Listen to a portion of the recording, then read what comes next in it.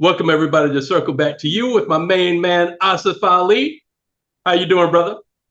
I got one question for you today, Jay Will. Yes, sir. How about them Cowboys?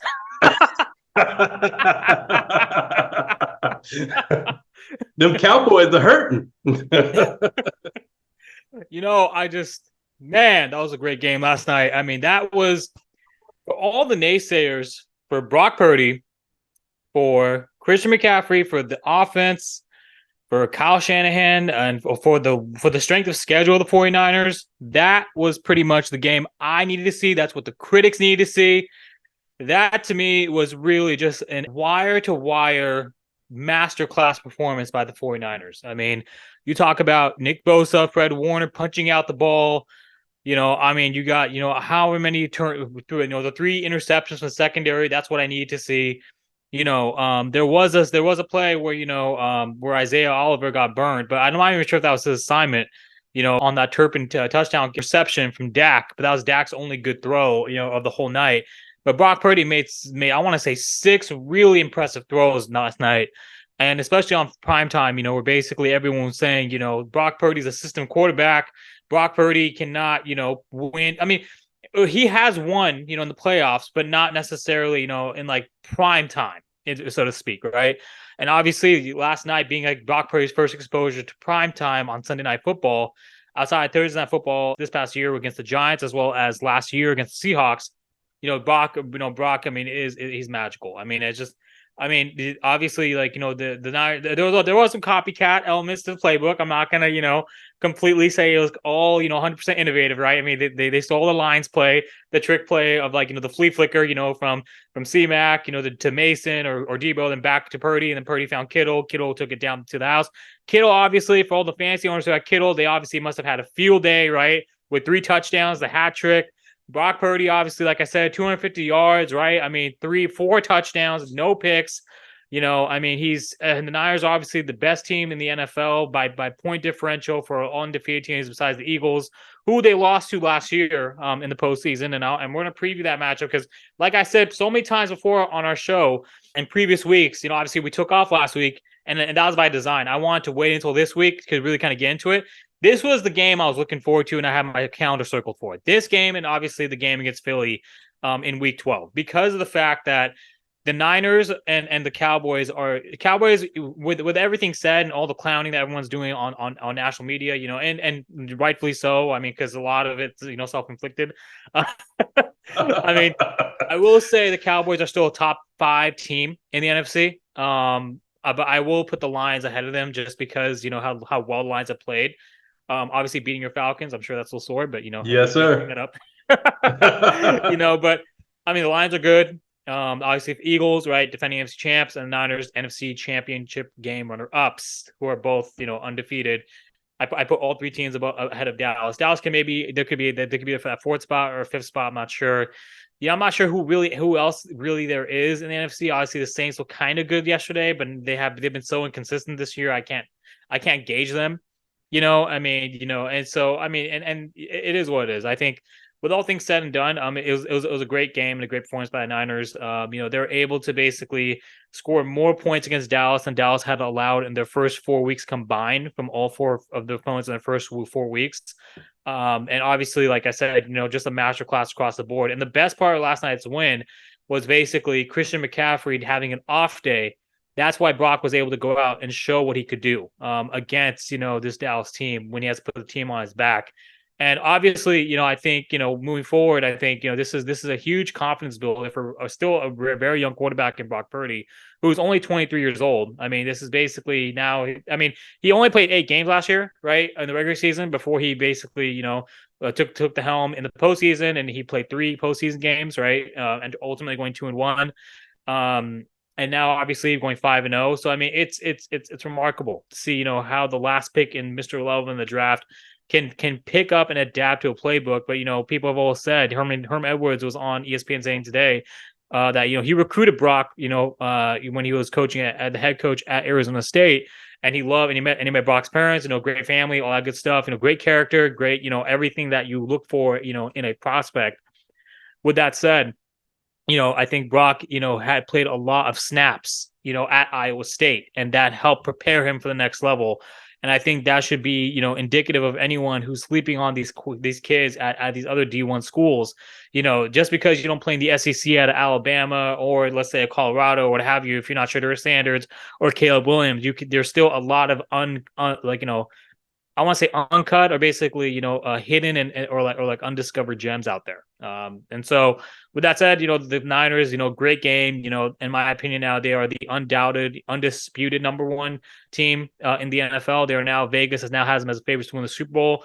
We'll see if they stay healthy. That's usually obviously the biggest concern. I want to also say, the free agent acquisition of Javon Hargrave has been monumental, not just in the pass rush game, but also in the run game.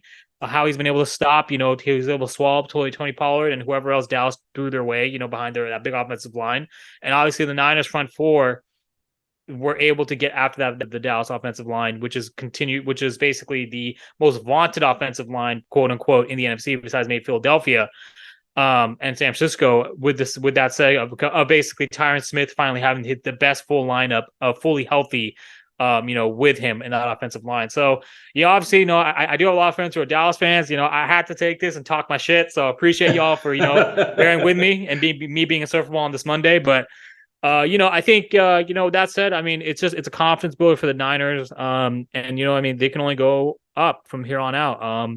A few games which they have to look out for, I think. The Bengals looked good yesterday, and we'll probably talk about them in a bit. But, they're going to have to go play at Cincinnati. They're going to have to go play at Jacksonville.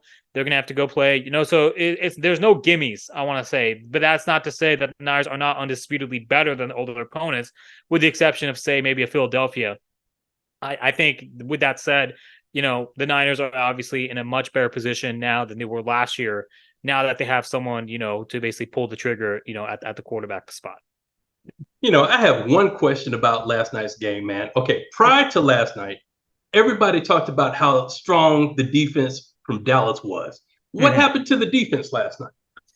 I think the problem with Dallas's defense, and this is why everyone is basically tearing up Dan Quinn on Sports Talk, radio and on ESPN and what have you. They're ripping Dan Quinn apart because of the fact that, Dan Quinn is a supposed defensive mind, this guru who actually was Kyle's boss when they were both at that stadium behind you, the Mercedes-Benz Superdome in Atlanta, right? Before Kyle took the head coaching job and they made a Super Bowl together, back in, 2017 against the Patriots. So I feel like, Dan Quinn has a lot of clout in this league for being the Super Bowl champion defensive coordinator of Seattle Seahawks and being able to, also bring a team to the Super Bowl with Matt Ryan. However, the issue with that is that, some of his schemes and some of his, plays, they don't mesh well with the talent.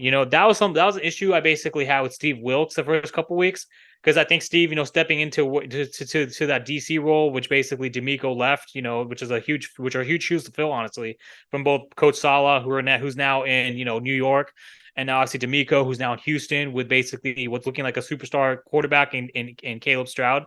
CJ Stroud, not Caleb Stroud. I think now, obviously, with Dan Quinn's scheme, there were some issues with the personnel and those adjustments. And I think that, the Niners just out physical the Dallas Cowboys defensive, I want to say the front four. That's not to say the front four wasn't getting after Brock. I mean, I did see a lot of batted down passes. I did see some good run stops from Leighton Vander Esch, from Micah, who made it uncomfortable. So C-Mac couldn't get going. But, when it came to the passing game, that's just that untapped element, which the Niners were lacking before. Brock Purdy is just so good at getting the ball where it needs to go. I remember there was one pass, it looked like it was going to Ayuk. It ended up going to Debo, who's cutting across, the middle of the field in front of Ayuk. And the Dallas, I don't know if it was Leighton Vander Esch, someone else was trying to get their hands up. It looked like they were in perfect position to pick it off, but it sailed right over them into the hands of Debo, who basically picked up a 22-yard gain. And I want to say there's around 20 air yards on that ball, right? So I want to say maybe like around 25, 27 yards, all yards considered. Brock Purdy is literally the X factor, and he just proved it last night. The Niners offensive system, Kyle Shanahan is so well at preparing these guys, especially against Dallas. I think Kyle Shanahan is undefeated against Dallas in his tenure as head coach for the Niners. I mean, he knows this defense well. He knows the schemes well. I mean, I mean, it's not necessarily. I mean, it is on the defense for not being able to, on Dallas for basically not getting together. But I mean, 3 interceptions from Dak doesn't help you out at all. On the other side of the ball, right? 3 interceptions from Dak, and obviously a lack of a ground game when the Niners were able to still get 170 yards on the ground, with C-Mac maybe having like 70 yards on the day, around 3.6 yards per carry, which is horrible by or 3.3 yards per carry, which is horrible by C-Mac standards. I mean, that to me is it tells a tale of obviously what was the difference maker. It really was the quarterback. And like, I'm just going to keep harping on this. Talking heads and media, like Dan Orlovsky said, "Oh, you insert Mac Jones into Kyle Shanahan's system, he'll become the next Brock Purdy." Rex Ryan checked him real quick and said, "No, no, no. Like, what Brock Purdy is doing, we've never seen before, because we've never seen this before. We've never seen the last pick in the draft step into the starting role of quarterback and basically just take the team, the distance. I mean, Brock's ability to process and make decisions, and his ability to read defenses, as well as his touch on the ball, which is so nice. He's just phenomenal. And how he impacts the game. He doesn't have the strongest arm, which basically is the biggest knock on him. But what you lack in physical strength, you can make up in the intangibles, meaning what's up here. And Brock is basically, the one of the top, if not the top quarterback right now, in processing. In my opinion, he's a front runner for MVP, and it was on full display last night. Yeah, absolutely. I mean, those who say that he doesn't have a strong arm, though, I mean, I saw several long 20-yard passes with pinpoint accuracy. You got to have some strength behind that to do that. I mean, and so that's the accuracy, right? What did Jimmy lack? Jimmy was non-accurate quarterback. He was able to dink and dunk. Alex Smith as well was non-accurate quarterback. He was able to dink and dunk. And I mean, that's my opinion. Kaepernick, had a strong, like a cannon arm, but he had no accuracy. So that's why I'm keep harping on that fact. CJ Beathard didn't fit with Kyle's scheme. Nick Mullins, wasn't really a good fit. So, I mean, I've gone through the whole kind of laundry list of quarterbacks on the Niners from like 2010 or 2005, when Alex Smith was drafted, until present, the post Steve Young and Jeff Garcia era, right? Which I was, alive for the majority of my childhood, as well as my early, adolescence. I really think that, this Niners team has finally found their signal caller, right? And like you said, Brock Purdy is something which we've never seen before, because we've never seen a quarterback with his kind of, I'm not going to say undersized, but, he's not the prototypical build of a quarterback. He's not 6'2", 6'3". He's not 230, 245, He's about 6'1" on a good day, around 215, 220 listed. And he's able to lead his team to wins. And a lot of it is him, obviously. And I want to say, my buddy sent me a video prior to the Dallas game. Michael Robinson of the Seahawks, the Real Rob Report, as well as I want to say Maurice Jones-Drew, or maybe it was LT LaDaine Thompson. They're basically kind of breaking down how Kyle's blocking scheme helps Brock out a lot. With basically how he sets the blockers, in certain positions, so that way it sets up the run game in case the pass is not there. But Brock is able to see past the first and second read when it's taken away, and he's able to make the most out of nothing. And that to me is really the key strength of his, right? You look at Tom Brady. Tom Brady did not have the strongest arm. I want to say his first 5 years, when he won 3 Super Bowl championships, he maybe averaged around 28 touchdowns and maybe around 2,800 to 3,000 yards a year, right? I mean, maybe 25 touchdowns a year. So, you don't need to. I mean, obviously the league has changed since then. I want to say since the last 13 years, since 2010. The league has shifted to a more offensive-driven league, right? The rules favor the offensive players as the league has shifted to player safety. That's just the reality of it, right? But with that said, Brock Purdy is defying all of what you would expect from a prototypical NFL starting quarterback. And like you said, the strength is there and the accuracy is there. That accuracy and the decision-making, everything that you want your quarterback to have, he has it. And I don't know how so many teams missed out on his prospect, but I am damn happy that the Niners were able to pick him up. Yeah, absolutely. So that's pretty much my take on the Niners win and where we're headed. I'm definitely, but Richard Sherman, basically, back to your question about the defense. Richard Sherman said this best. Dan Quinn, when he had the Seahawks back in the 2013-2014, the Seahawks had killers on all sides of the ball, right? On each position, every position, that you can think of on defense. At corner, at safety, right? They had the Legion of Boom. They had Michael Bennett in the front four. They had Bobby Wagner as their Mike linebacker. They had KJ Wright, multi-time Pro Bowlers, Bruce Irvin, and multi-time, NFL multi-year starters who were based. That was a historic defense. That's why Dan Quinn, I mean, I'm not gonna say that he didn't have a hand in it, but Gus Bradley had a huge hand in assembling that defense, and Dan Quinn was able to kind of step in and take the Ferrari and basically drive it past the finish line, right? But I want to say, like, with the Cowboys missing Trayvon Diggs, as well as because that's a huge loss, right? I mean, he's arguably their best player outside of Micah Parsons on the defensive side of the ball. I mean, they're missing him, and they don't have a complete defense in the sense that I don't know who's their next best corner. I don't know who their next best safety is, right? I know who their front four is. I know who Micah is. I know who Leighton Vander Esch is, right? Wolf Hunter, right? But so who the linebacking core, the front four. That was actually one of the Achilles heels of the Niners for some time. There was kind of like that lack in secondary, but now that they have Deshaun Gibson, who's a great, safety who can hit, Isaiah Oliver has proven to be a great fit. There isn't any real kind of household names at the corner or the secondary position of the Niners, but everyone else, I mean, Fred Warner, Dre Greenlaw, right? I mean, then you got to talk about Nick Bosa, Javon Hargrave, Eric Armstead, right? These are some titans, right? So all that to say, basically, the Niners are in a position now to make a run and to make a very long run, which we haven't seen in 29 years. And yeah, I'm very excited to see how far Brock goes, and I hope Brock can get the MVP.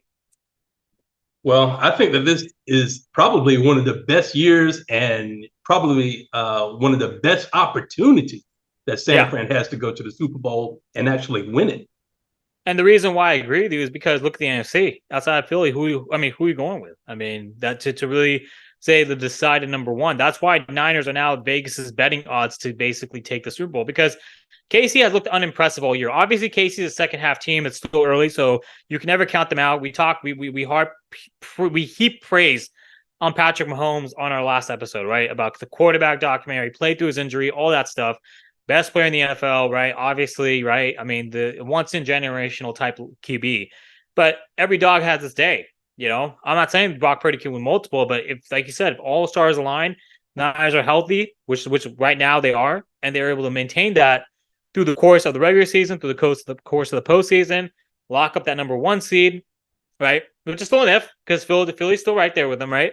But if everything goes right and they're able to kind of have the right matchup, the only thing I'm not confident, or I guess I still have to see, is how they'll match up with Kansas City. That's the only thing, my honest to God truth as a Niners fan. But with that said, KC has not looked that impressive this year. You saw how they played against Minnesota. Many basically had a chance to, beat them or at least take the overtime, maybe have a chance to win it at home. But, with all things said, I think that, I really like where the Niners odds are, and kind of like you said, how the NFC looks right now and how it's shaping out. It's phenomenal. It's a great time to be a Niners fan. I'm hoping that they can obviously everything lines up for them, so that way they can make that run and finally get that elusive number 6, Lombardi Trophy. Yeah, absolutely. All right, so let's cover what happened, man, yesterday. All right, let's talk about yesterday. Let's pull out some of these scores. So we talked about KC beating Vinny. Let's go through the list, because we did not have a show last week, so we're just going to read off these scores and talk about each one.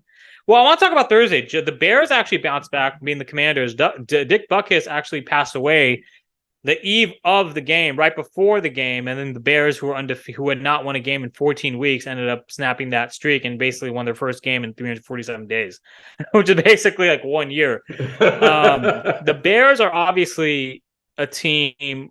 Justin Fields also played remarkable. He had 4 touchdowns, 289 yards passing, no picks. The Commanders really they're making me scratch my head as to kind of who are the Commanders. I thought they were going to be duking it out for that number 2 spot in the NFC East, and we talked about them, heaped up praises on them too. But after the Thursday, I don't know who this team is. So we'll see. I think, good on the Bears. Jaguars at Bills in London. Jaguars beat the Bills 25-20. Trevor Lawrence, I mean, he had a pretty good game, but I want to say Travis Etienne Jr. basically had 136 yards and 2 touchdowns on the ground. He ended up playing himself in fantasy yesterday, so he ended up losing fantasy. While he won in real life, he lost in fantasy. So, but the Jaguars are basically, they're hot a little bit. They got a 2-game win streak going. They beat a really good opponent, the Bills, who are basically, if not the top team in the AFC next to Kansas City, probably a top 3 or top 5 team. And Jags are now obviously in that conversation too to be top 5 team in the AFC. So, I'm looking forward to seeing what happens. And now I just have to go there and play. So look forward to that. I'm going to definitely see it because, the secondary needs to be tested a little bit because in the postseason, you're going to play these elite quarterbacks. So, it's good, to kind of get these tough matchups, to kind of really see what your team has. Saints at Patriots. Oh my gosh, let's talk about this. 34-0, the worst loss in the Belichick era. You obviously did not like the outcome for a number of reasons, but I mean, let me ask you the question. I mean, what's your take right now on the state of the Patriots?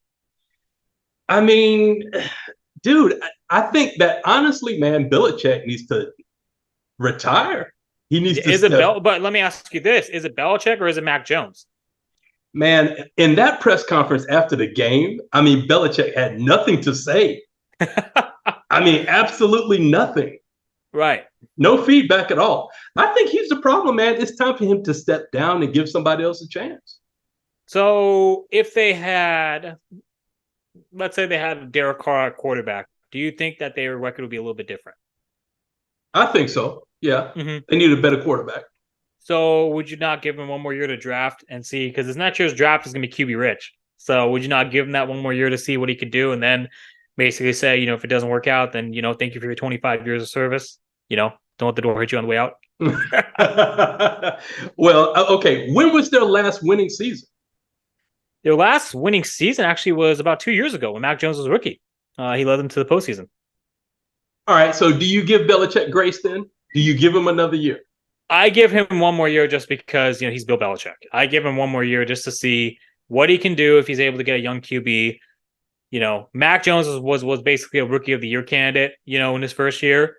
I just don't think he's the answer, at quarterback. He's been wildly inconsistent. And, I think that, you can't replace a Tom Brady, but I do also think there is some validity in what you said regarding kind of, knowing when to hang it up. I think if next year doesn't pan out, I would say Belichick, definitely needs to get the axe. Chuck Noll comes to mind. Chuck Noll obviously won 4 Super Bowls with the Steelers in the 70s. And in the 80s, he coached a pretty long time. I want to say almost he coached until 1992 around, I want to say. From 1970 to 1980, so almost around the same tenure as Belichick. And that was also considered egregiously long. But the Steelers weren't able to do much in the 80s. They did have some moments in the regular season where they beat the 84 Niners, and the 84 Niners are arguably one of the greatest teams, if not one. If they're not arguably, they are a top team in NFL history, a top 5, top 10 team in NFL history. The Steelers beat them in the regular season. So I mean, it's interesting, because these coaches with so much legacy and so much tenure and such cachet, right? I mean, you can't just, you can say, yeah, but the problem which we're trying to solve for was, they don't have Tom Brady anymore, right? But how do you replace Tom Brady, right? Those are some pretty damn big shoes to fill, right? Yeah, that's a hard task to fill. It's a hard task, right? So, I don't think there's an actual simple answer to that question. Is it getting rid of Bill Belichick? Is it the quarterback? Is it, because football is obviously it's the most, I want to say, the most teams oriented sport, in the sense that one player can, but not really, in the sense that, yes, one crucial key starter like quarterback can make or break a team, but you still need to have the talent around that quarterback, starting from the line to the receivers, obviously having a good run game to rely on, and also your defense to basically make that player great. Football is all about the team. So we need to see. I'm gonna give him one more year to see if he can do anything, because so far these rookies haven't really done much. In New England, Juju Smith-Schuster obviously went there for money, and he's not really doing much anyways. He should have stayed in Kansas City, in my opinion. But I'm happy he left because it opens up the floor. So we'll see what happens. Okay, fair enough, man. Yeah, let's give Belichick another year. See what happens, man. I would say one more year. Yeah, but that's it. You know what I mean? After that 1 year, you gotta, if it's not working, then that's it. You know what I mean? Right. He'll go somewhere else, but anyways. Tennessee at Indianapolis, 16-23. Ryan Tannehill was picked off near the end of the game. Gardner Minshew had only 155 yards.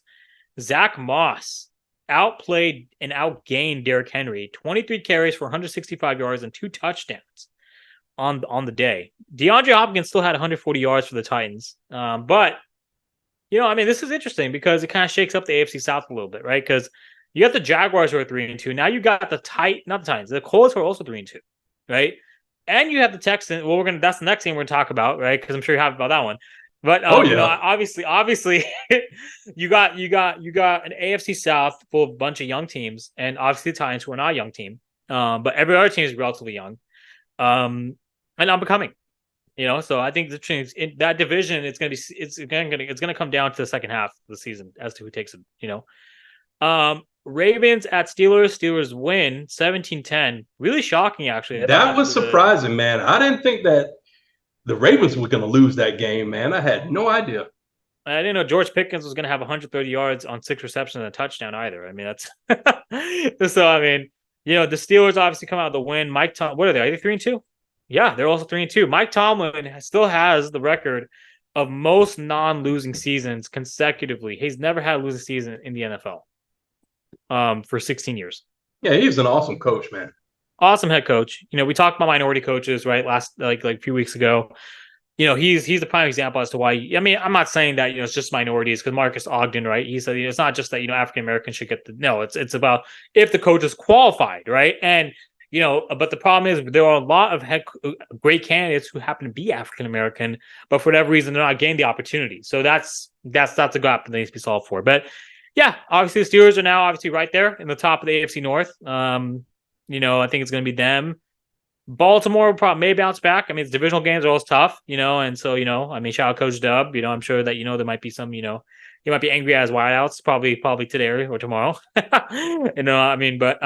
if it was anything like he was at San Jose City College, he's going to be like that. But, I think the Steelers are obviously a team you got to look out for. They're a young team, up and coming. That seems to be the trend right now this year. There's a lot of young and upcoming talent, both at the quarterback position, receive offensive wise, right, and just teams, all together. All right, Detroit at Carolina, 42-24. Did you like this game? Sure you did. Right? I love that result. No, you love that result, man. Talk to me about that game, because let me ask you this. Jared Goff had 236 yards and 3 touchdowns, and Dave Montgomery had 109 yards and a touchdown. Bryce Young still put up 247 yards, 2 touchdowns, but he also threw 2 picks. Adam Thielen for the Panthers had 107 yards receiving and a touchdown. The Panthers haven't won a game. They're one of, I think 3 or 4 teams that were still winless in the NFL right now this year. Or maybe they're the only one. I guess there's 2 parts to this question. One is obviously on we're going to start with the loser side first. The losers. What do you think about the Panthers right now? What's your trajectory for them and Bryce Young this year? Do you think that they're a team that can get a win?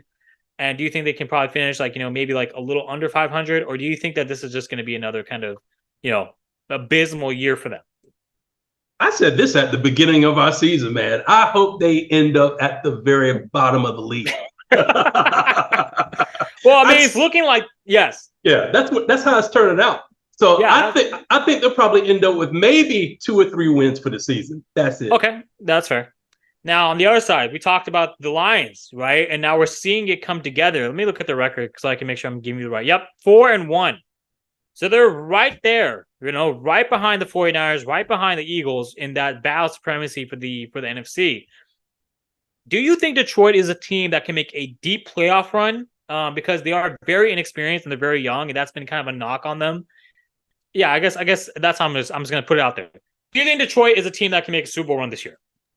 No, I don't think they're going to get that far. I really don't. No, okay. They're going to have some trouble later on in the season, man.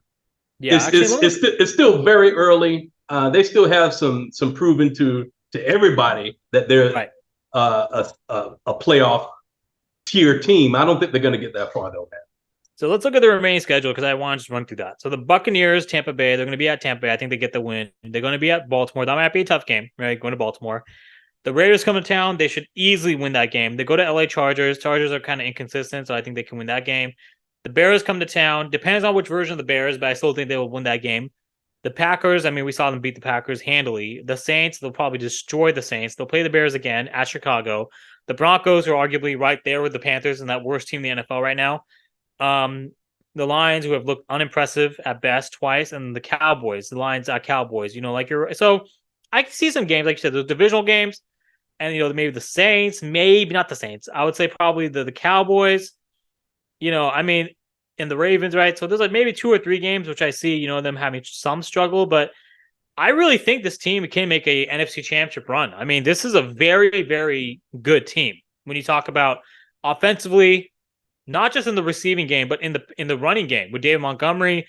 Obviously, how good they are defensively. The problem, though, actually, no, I can't say that because my guy, Emmanuel Mosley for the Niners, he tore his ACL on the second play of the game. So that's a huge loss. Emmanuel Mosley was one of the best corners on the 49ers. And so him coming to Detroit was a game changer. I don't know who his backup is. But you're right. I think that's going to hurt them down the stretch. You need to have that premier corner. And then you can see with Dallas, right? Without Trayvon Diggs, they don't really have anyone to lock up in a team's number 1 or number 2. Very true. And so, yeah, but with that said, I do think they are the 3rd best team in the NFC. Because I do think Jared Goff is also an MVP candidate. I think that, like I said, on the offensive side of the ball, they're really good. They've improved tremendously on the defensive side of the ball. I think Aiden Hutchinson is a Defensive Player of the Year candidate. They're only going to get better. If not this year, definitely watch out for them next year. So, Okay. They definitely, they're a team to watch out for sure. Yeah, they are. Okay, so Houston at Atlanta. Go ahead. Okay, now everybody was getting Desmond Ridder a bunch of trash talk because of his performance, especially last week, right? But this week, that was an awful performance on both sides of the ball. Yeah. But what happened that was different yesterday? The offensive line protected that dude, man. Mm-hmm. 0 sacks. He had 11 sacks in the past 2 games. Yeah. And he had 329 yards passing. Yep. So, stellar performance on his part. Laser pinpoint accuracy on every single pass that he had yesterday. And what was the difference? It was pass protection. Yeah, I think the pass protection was the biggest thing. I think he actually had a pretty good day. 28-37, 329 yards and a touchdown. Ooh. Yeah, he had a great game. Cooking. Yeah. He was cooking. Okay. Yeah, this is Desmond's 2nd year in the NFL. Am I correct? Right. Okay, so he's the same age as Zach, and we're going to talk about Zach Wilson as well as we were talking about Brock Purdy. He's in that tier of like extremely young quarterbacks, not named Trevor Lawrence, who is not like a blue chip prospect, but basically kind of fighting to get their name and establish a name for themselves in the league. You're right. I think you have to give him time to develop. The issue with Trey Lance was that I never saw, even though everyone kept harping on it, the Niners fans who were basically in Camp Trey when it was Camp Jimmy before Brock came, and even after Brock, even after Brock kind of cemented himself as a starter, a lot of Niners fans saying, "Oh, he's a mediocre quarterback. His arm strength sucks. We need a quarterback with a strong arm, a la a Steve Young, a la a Joe Montana." Joe Montana actually didn't have a strong arm; he developed it. But that's why, it was all up in here. That's how he became the most dominant quarterback of all time before a Thomas Edward Brady Jr., right? But that said, I think the Falcons obviously are in a good spot. Rebuilding year, but if I'm not mistaken, 3-2. So right there in the top of the NFC South, the Saints. And man. I think the Buccaneers are in there too, right? Yeah, the Buccaneers actually are 3-1, but they had a bye week. Okay, so the Buccaneers did not play. You're right, and I apologize. I wasn't following the Buccaneers after they got demolished by the Eagles. That was an idiotic pick on my part. I know Baker Mayfield was at that OU game on college football Saturdays. Firing the red rifle. Obviously, OU beat the Longhorns, which I'm still angry about. God, hook them. But anyways, So all things said, Falcons rebuilding team. If Desmond can be consistent, then we'll see. Then the Falcons definitely have something. Now, however, on the flip side, if he starts to, falter a little bit, right, both in his play, if the Falcons start losing some games, I think Arthur Smith's job is basically going to be called for because of what we talked about regarding the questionable play calling, and obviously a guy in Colorado who might end up getting called, to be that head coach of his first NFL team, the Atlanta Falcons, right? But he said Deion Sanders, Coach Prime, has said he's not interested in going to the NFL, right? Things can change though. I mean, things can change, right? I mean, Yeah, things can definitely change. things can definitely change. So I mean, that's gonna be interesting. Now on the other side of the ball, Texans, like I said, I mean, they're 2-3, so they're one game back. But I mean, CJ Stroud is looking good, but he had 249 yards and a touchdown. Damian Pierce has 6 yards. So yeah, I mean, and DeMeco Ryans in his first year as head coach, this is great for him. Winning, losing, you learn from a loss. I forgot to mention when we talk about the Niners, Richard Sherman and Keyshawn Johnson on Undisputed today said it's better if they lose rather than go undefeated, because when you lose, you learn in that loss and what you need to improve upon. Because when the playoffs come, you're playing the best of the best. You want to be ready, to basically be, mentally prepared. Losing in the regular season is so much better than losing the playoffs for a number of reasons. Yeah, true. So I mean, again, the Texans in a rebuilding year, completely different ball game. But I think if the Niners can lose maybe 1 or 2 games and still get the NFC number 1 seats locked up, that's great. Anyways, we'll have tangent there. Let's go to our next matchup. Dolphins at Giants, 31-16. Tua Tagovailoa, 2 touchdowns, 2 picks, 308 yards passing. Daniel Jones. So a chain had another monster game on the ground, 151 yards and touchdowns. Tyreek Cheetah Hill is a monster with 181 yards receiving on only 8 receptions and a touchdown. Miami is looking like the number 1 offense like they did the first 3 weeks before they played Buffalo last week. New York on the other side. Daniel Jones, what is your take right now on Daniel Jones? Because I am not seeing enough to really kind of, they gave him the $40 million this offseason. I'm not seeing enough to maintain that commitment. Yeah, I don't either, man. I mean, I don't see his performance commensurate with that salary. I mean, do you? I think he was overdrafted. Colin Cowherd said best. He was overdrafted at number 6, right? He was overdrafted at number 6. Anyways, basically, he said, yeah, if we don't draft, no one else did, trying to defend the pick, but no, I mean, everyone knew he wasn't the best pick. Right. The Giants are done. The Dolphins, on the other hand, they're still number 1 in the AFC East. It's going to be them, the Bills. I think the Bills might edge them out. I'm kind of reversing the pick we had at the beginning of the year, because after seeing how they got dominated by the Bills at Buffalo, it's hard for me to say the Dolphins are going to win the division because they're still not there quite yet, if that makes sense. Yeah, makes sense. Bengals at Cardinals, 34-20. Joe Burrow basically had 317 yards, 3 touchdowns, and a pick, and he was remarkable. I mean, the Bengals are looking like they're bouncing back. They're now 2-3, 1 game back. I mean, they are right there. Yeah, I see some resurgence on their part. Yeah, so you gotta watch out. Now I just gotta go there and play it. I mean, shit. But I mean, it's gonna be interesting, right? I mean, to see if Joe Burrow can maintain this. I don't know the extent of his calf injury, and if it's injured, it looks healthy now. I mean, so let's see. Eagles at Rams, 23-14. Everyone said best game of the weekend. Blah blah blah blah blah. Let me look at the stats. I didn't watch this game. I didn't either, but let's see. Matt Stafford, 222 yards, 2 touchdowns. Jalen Hurts, 303 yards, touchdowns, and a pick. Jalen Hurts was their leading rusher, 15 carries, 72 yards, and a touchdown. A.J. Brown had 127 yards receiving. I mean, of course, they held the Rams. The defense did their job. They held them to only 2 scores. Niners held the Rams to 3 scores, 23 points, right? But, I mean, it's not that much. I mean, they won by 9 points. Niners beat the Rams by 7 points. This game doesn't really mean much to me. I think the divisional games are always tougher, and I think the Eagles can be beat. That's just my opinion. So, moving right along, Jets at Broncos. Oh man, this game was interesting because Zach Wilson and Breece Hall. Let's talk about Breece Hall. 177 yards on the ground and a touchdown on 22 carries. I mean, Russell Wilson had 2 touchdowns and almost 200 yards passing, but Zach Wilson is now kind of. We're seeing a new resurgence of Zach Wilson in the sense that you saw how well he played on Sunday Night Football against Kansas City, almost winning that game. Right. Now you see him win a game. I mean, maybe the defense won the game. Sure. Zach Wilson didn't have impressive stats. Sure. But Zach Wilson, obviously, if he keeps this up, I mean, then he definitely make a case for him being that number 2 guy.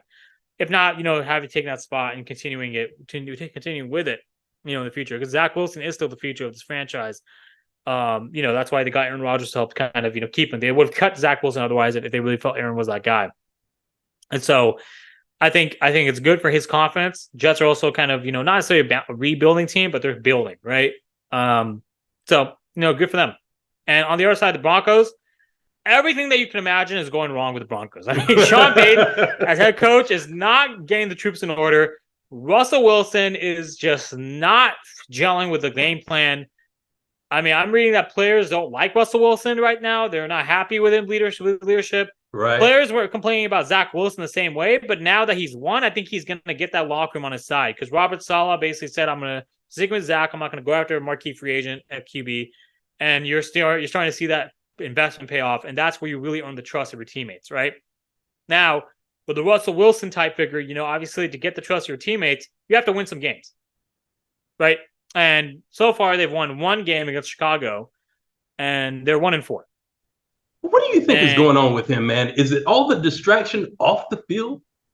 I think it's off the field, but I also think just that defense is horrible. I mean, that defense can't do anything. They can't stop a nosebleed. I mean, if I'm not mistaken, they've allowed 30 points in like back-to-back games. Let me actually look it up because I'm interested. Well, 28 points against the Bears, which they won by 31.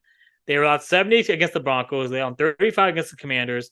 They played the Raiders tough, but the Raiders won that game. They allowed 17 that game. So outside of the Raiders game, they've allowed on average basically around 35 plus points a game or 30 plus points a game, right? So I think it's just that defense. I think Russ is not what he used to be. He can't carry the team on his back and let Russ cook. He can't cook anymore. You know what I mean? So it's a combination of things. The play calling isn't helping Russ Wilson, but Russell Wilson is helping Russ Wilson.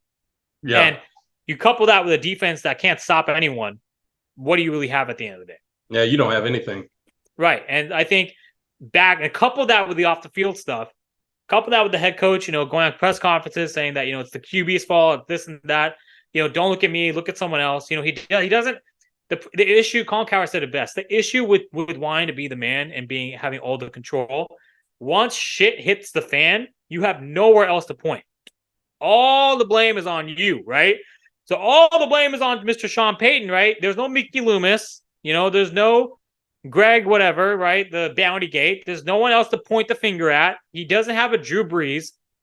Russell Wilson, I don't care what anyone says. As great as a quarterback Russell Wilson is, he is not in the same tier as Drew Brees. Okay, that's just my personal opinion. Yeah, I know you hate Drew Brees. That's fine, but he was a great quarterback though. He was a great quarterback. He's an all-time great quarterback, a top 10 all-time quarterback, right? So Russell Wilson is the type of player. He relied a lot on his athleticism.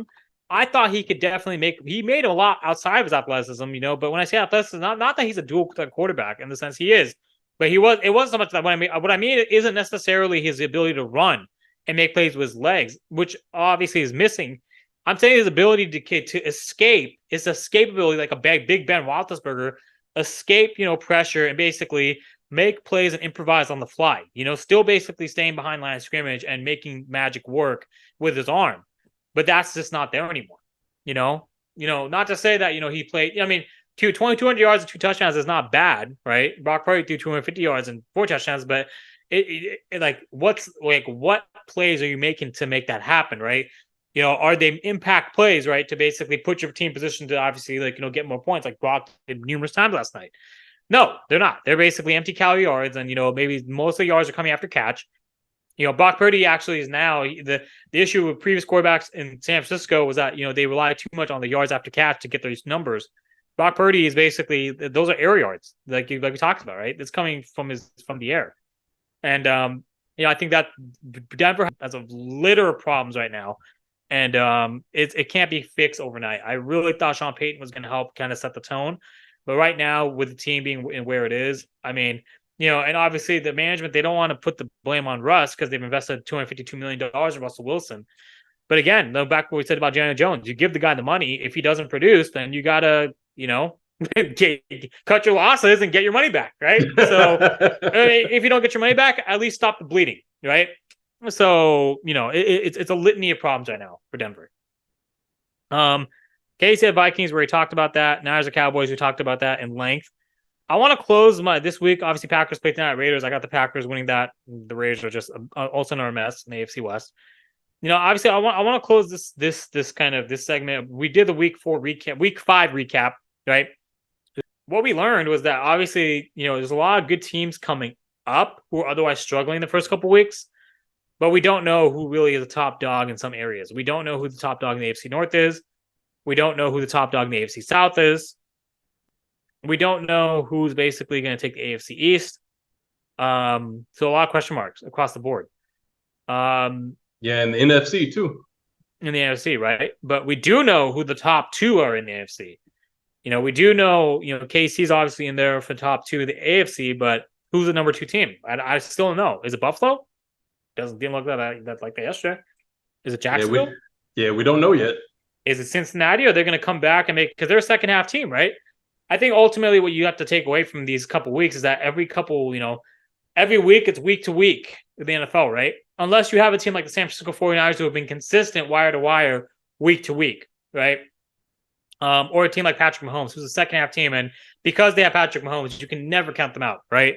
So with all that said, I mean, it's a very, very interesting. It's a very interesting paradigm and paradox to see where it all kind of shapes up. I think the bottom line is that I think when it comes down, push comes to shove, and we're down to our final four, I think I'm going to still put San Francisco and Philly in there. If Philly doesn't get upset prior to that, and I'm going to put in AFC, I'm going to put KC, and that number 2 spot in AFC can be up for grabs. But I'm liking the 49ers chances to get some revenge from if they end up making and playing KC. They could definitely get some revenge, against the Chiefs, but it would have been nice if they could have made a corner trade, like made trade for Patrick Surtain the second, but he's the best player. And one more thing to note is Randy Gregory, who the Niners just acquired from the Denver Broncos, is now basically cleared to play.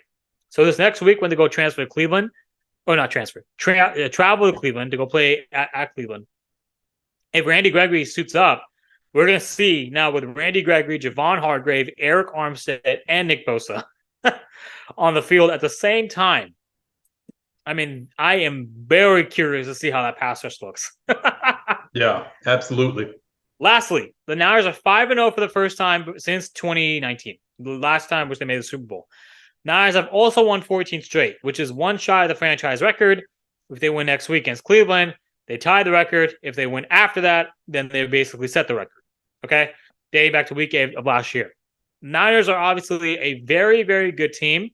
And like I said, with this offense now scoring over 30 points a game in the first 5 weeks, this is almost a shift in identity. We never saw the Niners offensively dominate teams the way they have now.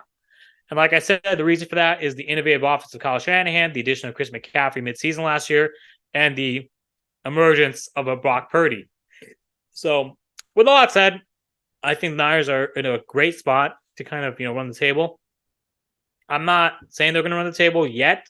I think they will, in my homerism kind of heart of hearts, right? But I think that I want to see how well they play against Seattle and against Philly. But I do think that they are significantly better than all the teams remaining on their schedule. Only question mark being Philly. How much better are they than Philly? Because we haven't seen Philly at their best. Or maybe we have. I think maybe with these key losses, we've seen them at their best. We saw them play great yesterday. So, maybe, Philly is at their best. And we'll see, who the true top dog is in that week 12 matchup when they have to go travel to Philadelphia for the NFC Championship rematch. So that's pretty much it for week 4. Yes, sir. So, ladies and gentlemen, there you have it. We will be back next week to recap week 6. Yes, sir. Take care.